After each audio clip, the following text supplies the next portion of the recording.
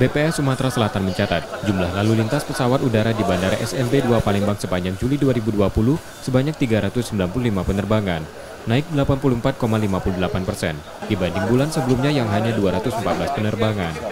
Penumpang mayoritas domestik 29.290 orang, naik 136,25% dibanding bulan kemarin hanya 12.398 orang. Sedangkan penerbangan internasional belum dibuka akibat pandemi COVID-19, yang mengakibatkan kunjungan wisatawan mancanegara di Sumsel masih nol sejak April lalu. Survei transportasi ini dilakukan 2 bulan, yang mencatat selama Juli hingga Agustus, pergerakan penumpang meningkat signifikan di Bandara SNB 2 Palembang, dibanding pada periode Mei hingga Juni yang sepi. Diperkirakan pada periode berikutnya, jumlah penumpang pesawat akan terus naik.